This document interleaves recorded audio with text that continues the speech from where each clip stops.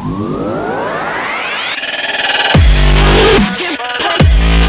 Friends, welcome at our YouTube channel. आज इस video में मैं आपको पढ़ाने जा रहा हूँ 11th क्लास की पॉलिटिकल साइंस का चैप्टर नंबर 2 बच्चों, जिसका नाम है स्वतंत्रता, और इसको इंग्लिश में कहते हैं हम इंडिपेंडेंस। वीडियो स्टार्ट करने से पहले मैं आपको बता दूं कि ये इस चैप्टर का सेकंड पार्ट है। तो चलिए वीडियो को स्टार्ट करते हैं। आपका फर्स्ट टॉपिक है बच्चों, उदारवादी बनाम मार्क्सवादी धारणा। अब बच्चों, इसको स्टार्ट करने से पहले इस टॉपिक को मैं आपको बता दूं कि उदारवाद होता क्या है। बच्चों, उदारवाद राजनीति का एक ऐसा सिद्धांत है जो पूर्ण यानी कि पूरी स्वतंत्रता का ध्यान रखता है।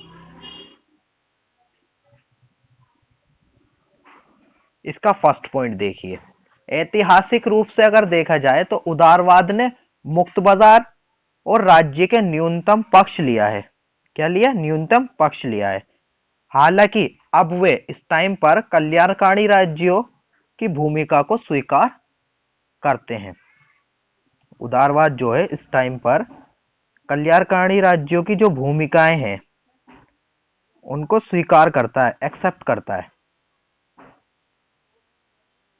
चलिए, इसका सेकंड पॉइंट है, और उदारवाद ये भी मानता है कि सामाजिक और आर्थिक समानताएं जो हमारे राज्य में फैली हुई हैं उनके उपाय जरूरी हैं, बहुत ज्यादा जरूरी हैं।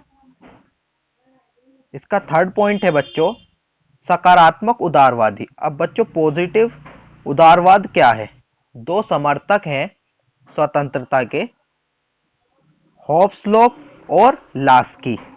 ये दो समर्थक हैं। वो कहते हैं कि कानून व्यक्तियों की स्वतंत्रता की रक्षा करता है, इनका कहना है ये, हॉब्स और लास्की का। फोर्थ पॉइंट है बच्चों, लोगों के हित में व्यक्ति को सर्वोत्तम विकास के अवसर उपलब्ध कराने की। अब बच्चों, उनके सर्वोत्तम अवसर उपलब्ध कराने के लिए क्या करना चाहिए?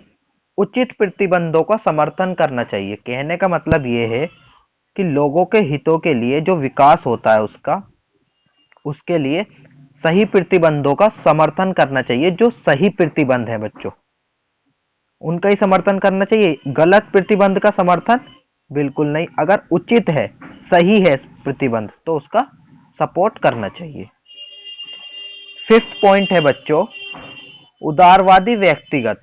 अब बच्चों, उदारवाद जो है ना, वो व्यक्तिगत स्वतंत्रता को ज्यादा महत्व देता है समानता के मुकाबले। ठीक है, समानता के मुकाबले वो व्यक्तिगत स्वतंत्रता को ज्यादा महत्व देता है। चलिए, सिक्स्थ पॉइंट है बच्चों, वे आमतौर पर राजनीतिक सत्ता भी संदेह की नजर से देखता है। बच्चों, वे आमतौर पर उदारवाद राजनीतिक सत्ता जो है ना उसको भी वो डाउट की नजरों से देखता है कि कुछ गलत तो है यहां पर। एट्थ पॉइंट है बच्चों आपका, सेवंथ पॉइंट है समाजवादी। अब जो सामाजिक ढांचा है ना बच्चों, उसमें आर्थिक स्वतंत्रता को ज्यादा महत्व दिया जाता है। यानी इसकी पूंजी से रिलेटेड जो भी चीज होती है उसको ज्यादा इनमें महत्व दिया जाता है, आर्थिक स्वतंत्रता को, समाजवादियों में। अब आ जाता है आपका आठवां पॉइंट। बच्चों, आठवां पॉइंट शुरू करने से पहले मैं आपको बता दूं, इसके 9 पॉइंट हैं, और ये ज्यादा तो हैं बच्चों, लेकिन अगर आपने इसको सही से पढ़ लिया तो आपके अच्छे मार्क्स आने वाले हैं, आप समझ लीजिए बिल्कुल। अब आठवां पॉइंट शुरू करते हैं हम, स्वतंत्रता की मार्क्सवादी धारणा। अब बच्चों, स्वतंत्रता की मार्क्सवादी धारणा जो है वे सभी लोगों के लिए इसके समान हितों की कामना करती है। कहने का मतलब है कि सबके लिए वो समान लाभ, बेनिफिट की कामना करती है। और जो वर्गों का बोझ से दबे हुए बुजुर्ग हैं, यानी कि बच्चों कहने का मतलब है जो नीची जाति से दबे हुए बुजुर्ग हैं, उनका नजरिया क्या है? उनका नजरिया वर्गों के, हर वर्ग के लिए अलग अलग है। ठीक है, नजरिया उनका, देखने का नजरिया हर वर्ग के लिए अलग अलग सोच है उनकी। नवा पॉइंट है बच्चों, इसीलिए जब तक पूंजीवादी व्यवस्था जब तक पूंजीवादी व्यवस्था की जगह पर समाजवादी व्यवस्था नहीं आ जाती, जब तक वास्तविक स्वतंत्रता संभव नहीं है। ठीक है, जब तक पूंजीवादी की जगह पर समाजवादी व्यवस्था नहीं आएगी, जब तक ये मान लीजिए वास्तविक स्वतंत्रता नहीं आ सकती। आपका नेक्स्ट टॉपिक है बच्चों, स्वतंत्रता संबंधी जे एस मिल के विचार। अब बच्चों, जे एस मिल एक व्यक्ति थे, उनके स्वतंत्रता के बारे में क्या विचार थे वो जानेंगे हम इस टॉपिक में। ठीक है बच्चों, चलिए। जे एस के अनुसार बच्चों, कार्य दो तरीके के होते हैं। कौन कौन से? दो प्रकार के होते हैं, स्वशबद्ध कार्य और परस्बद्ध कार्य। इन दोनों कार्यों में होता क्या है, वे कार्य जो कर्ता के अलावा, यानी कि सब्जेक्ट, कर्ता का मतलब है सब्जेक्ट, जो करता है, काम को करता है, कर्ता के अलावा और लोग भी उसको काम को करें, ये इन दोनों का उदाहरण है, स्वशबद्ध का और परस्बद्ध कार्य का। सेकंड पॉइंट है आपका, लोगों पर भी प्रभाव डालते हैं ये दोनों कार्य। थर्ड पॉइंट देखिए इसका, थर्ड पॉइंट बहुत ज्यादा जरूरी है। देखिए, इन कार्यों व निर्णयों के मामले में बच्चों, ये जो काम होते हैं और इनके फैसले के मामले में, ये ऊपर के कार्य जो हैं, इनके फैसलों के मामले में अगर दूसरा काम इनको नुकसान पहुंचाता है या इन कामों में रोक टोक पैदा करता है, तो राज्य को उस कार्य को बाहर करने की जरूरत नहीं है अपने राज्य से, उस पर प्रतिबंध लगाए जा सकते हैं, रोक टोक लगाई जा सकती है दूसरे वाले कार्य पर। ठीक है, कहने का मतलब ये है, आप सही से समझिए कि ऊपर स्वशबद्ध कार्य बताएं, दो कार्य बताएं मैंने। अगर उन कार्यों के फैसले लेने पर दूसरा कोई कार्य आ गया, काम आ गया, और वो उन्हें नुकसान पहुंचाता है और हस्तक्षेप रोक टोक करता है, तो जो वहां का राज्य है, राज्य की सरकार है, उसको उस कार्य को दूसरे वाले कार्य को बाहर करने की जरूरत नहीं है, उस कार्य पर प्रतिबंध लगा दे, बस छुट्टी, इतना काम करना है उनको। अब आपका आ जाता है नेक्स्ट टॉपिक बच्चों, अभिव्यक्ति की स्वतंत्रता।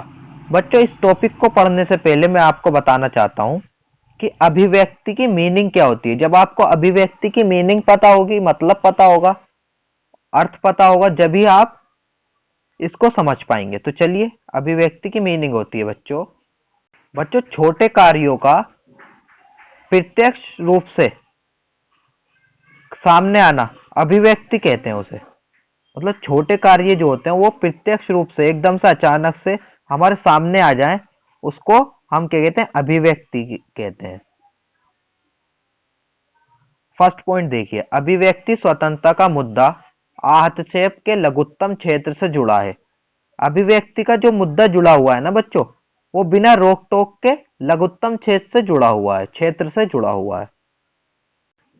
सेकंड पॉइंट है बच्चों आपका, John Stuart. John Stuart Mill जो है, एक व्यक्ति है, उनके द्वारा लिखी गई पुस्तक का नाम है ऑन लिबर्टी। उसमें 4 सबल तर्क दिए, उन्होंने सही तर्क दिए हैं अभिव्यक्ति की स्वतंत्रता। वो कहते हैं उस बुक में, अभिव्यक्ति की स्वतंत्रता उन लोगों को भी होनी चाहिए जिनकी सोच में अभिव्यक्ति स्वतंत्रता अभी तक गलत है और भ्रामक है, उनको भी ये अभिव्यक्ति की स्वतंत्रता होनी चाहिए। इनका कहने का मतलब ये है। अब बच्चों, 4 सबल तर्क कौन कौन से हैं वो इस वाले टॉपिक में जानेंगे हम उनके। का फर्स्ट पॉइंट है बच्चों, कोई भी विचार पूरी तरह से गलत नहीं होता, उसमें कुछ ना कुछ सच्चाई के अंश, छोटे छोटे कण छुपे होते हैं, सच्चाई छुपी होती है, चाहे थोड़ी सच्चाई हो। सेकंड पॉइंट है बच्चों, सच सच जो होता है ना, सत्य जो होता है, खुद उत्पन्न नहीं होता, खुद पैदा नहीं होता, दो विरोधी विचारों के टकराव से सच पैदा होता है। इनका कहने का मतलब है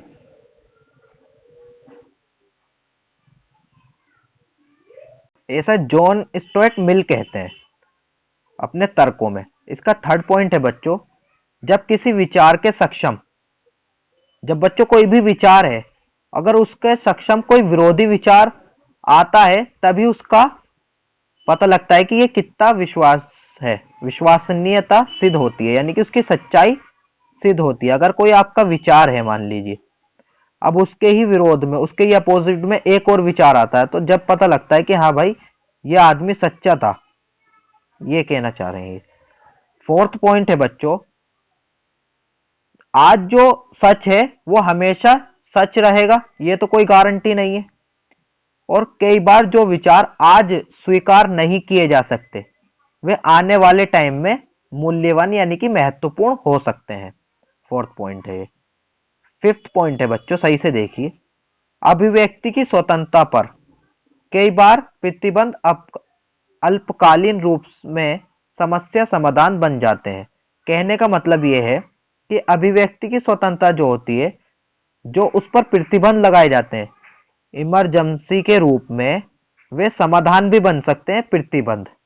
ठीक है, और उस टाइम के लिए तो वो समाधान बन जाते हैं, प्रेजेंट के लिए, तत्कालीन के लिए तो वो समाधान बन जाते हैं, लेकिन अगर दूर की नजरों से देखा जाए तो ये बहुत ज्यादा खतरनाक हो सकते हैं। ये खुद कहते हैं स्टुअर्ट मिल। तो आपका लास्ट टॉपिक है बच्चों, स्वतंत्रता की रक्षा के उपाय। अब बच्चों हम स्वतंत्रता की रक्षा किस तरीके से कर सकते हैं, उसका सॉल्यूशन क्या है, वो हम इस वाले टॉपिक में जानेंगे। तो चलिए आइए। फर्स्ट है आपका लोकतांत्रिक शासन व्यवस्था। बच्चों अगर हमें स्वतंत्रता की रक्षा करनी है तो लोकतांत्रिक शासन व्यवस्था होनी चाहिए हमारे पास। ठीक है, और मौलिक अधिकारों का प्रावधान होना चाहिए, मतलब मौलिक अधिकार पूरे होने चाहिए हमारे पास। थर्ड पॉइंट है बच्चों इसका, कानून का शासन होना चाहिए। उस देश में अगर हमें स्वतंत्रता की रक्षा करनी है, कानून का शासन होना चाहिए सही तरीके से। और आपका भाई फोर्थ पॉइंट है न्यायपालिका की स्वतंत्रता। न्यायपालिका की स्वतंत्रता का मतलब है कि न्यायपालिका में कोई भी हस्तक्षेप ना करे, विधायी का हुआ कोई भी उसके काम में रोक टोक नहीं करेगा, वो बिल्कुल स्वतंत्र रहना चाहिए, जब हम स्वतंत्रता की रक्षा कर सकते हैं। शक्तियों का विकेंद्रीकरण। अब बच्चों विकेंद्रीकरण का मतलब क्या होता है? पावर का विकेंद्रीकरण का मतलब होता है बच्चों, विकेंद्रीकरण का मतलब होता है सत्ता या राज्य का केंद्र, शक्ति का केंद्र। शक्तिशाली विरोधी दल होना चाहिए। आर्थिक समानता होनी चाहिए, यानी कि बच्चों कोई छोटा वर्ग है कोई बड़ा वर्ग है ये नहीं होना चाहिए, कोई गरीब है कोई अमीर है ऐसा बिल्कुल नहीं होना चाहिए, आर्थिक समानता होनी चाहिए। विशेषाधिकार ना हो, किसी को भी कोई भी विशेष अधिकार नहीं होना चाहिए कि इस व्यक्ति के पास तो वो अधिकार नहीं है और दूसरे वाले व्यक्ति के पास वो वाला अधिकार है, ऐसा बिल्कुल नहीं होना चाहिए, किसी के पास विशेष अधिकार नहीं होना चाहिए। और सबसे मेन पॉइंट है जागरूक जनमत, यानी कि हमारे यहाँ के राज्य की जितनी भी जनता है, जितने भी लोग हैं वो जागरूक होने चाहिए। इसलिए इनकी वजह से ही हम, इन सब पॉइंट्स की वजह से ही स्वतंत्रता की रक्षा कर सकते हैं। तो बच्चों आज के लिए इतना ही। Best of luck. वंदे मातरम।